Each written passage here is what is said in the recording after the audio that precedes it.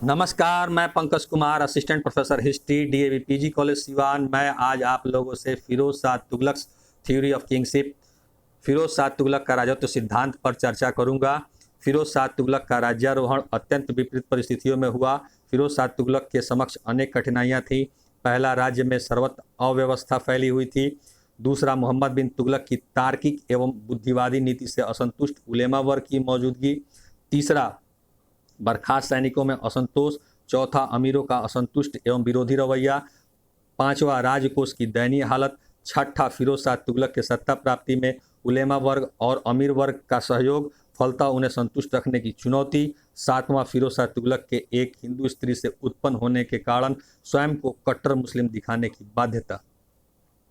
फिरोज शाह तुगलक ने अपने समक्ष उपस्थित कठिनाइयों को दूर करने तथा सुल्तान पद की प्रतिष्ठा बहाल करने के लिए कुछ उपाय किए। फिरोज शाह तुगलक उलेमा वर्ग एवं अमीर वर्ग के सहयोग से दिल्ली की गद्दी पर अधिकार कर सका था।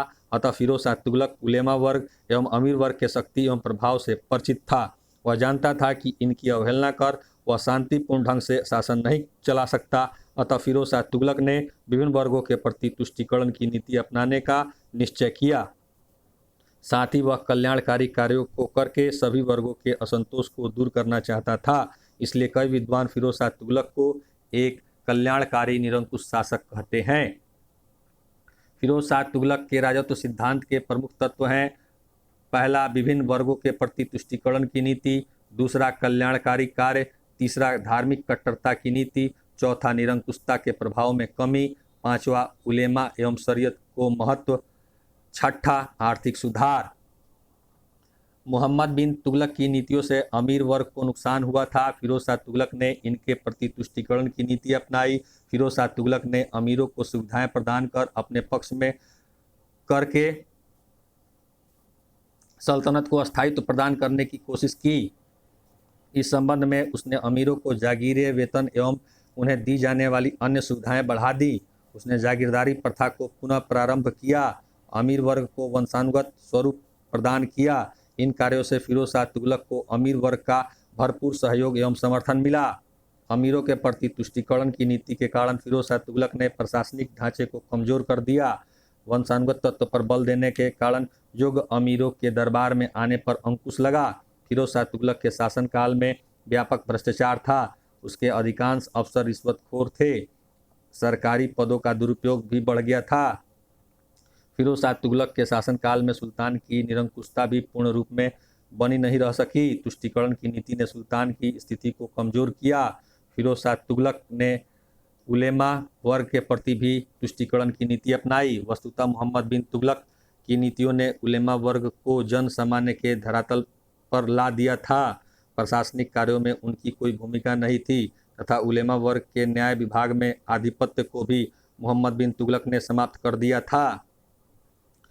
अतः उलेमा वर्ग असंतुष्ट हो गया था। अतः फिरोज शाह तुगलक ने उलेमा वर्ग को संतुष्ट कर अपनी स्थिति मजबूत करने का प्रयास किया। इसके लिए फिरोज शाह तुगलक ने उलेमाओं को धार्मिक अनुदान दिए, उन्हें राजनीति में सक्रिय हस्तक्षेप करने का अधिकार दिया एवं राज्य को शरीयत के अनुसार चलाने की अनुमति दी। इसी क्रम में उसने बहुसंख्यक हिंदू प्रजा के प्रति असहिष्णुता की नीति अपनाई। हिंदुओं के प्रति अत्यधिक कठोरता की नीति अपनाते हुए उसने अनेक हिंदू मंदिरों को नष्ट कर दिया एवं ब्राह्मणों पर भी जजिया कर लगा दिया। फिरोज शाह तुगलक ने नकद, धन, जागीरें, उपाधियां, राजकीय नौकरियां देकर धर्म परिवर्तन को प्रोत्साहित किया। उसने हिंदू मेलों को भंग किया। उसने गैर शरीयत कर हटा दिए तथा गैर इस्लामी सजाएं समाप्त कर दी। इस्लामी शिक्षा के प्रसार में उसने विशेष योगदान दिया। मदरसे बनवाए, अनुदानों एवं छात्रवृत्तियों की व्यवस्था की।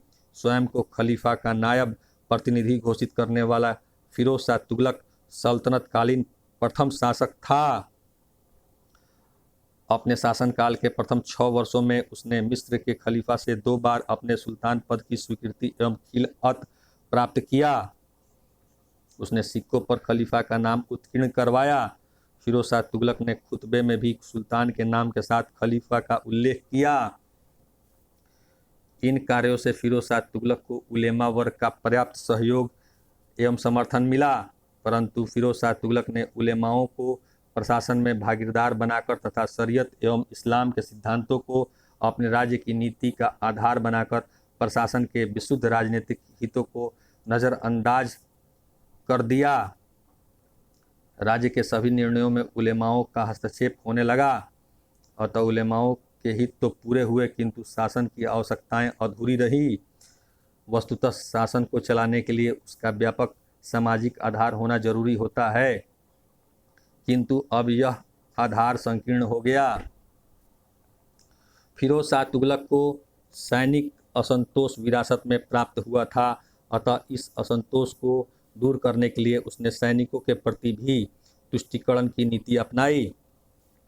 उसने सैनिकों का पद वंशानुगत बनाकर सैन्य व्यवस्था में परिवर्तन किया।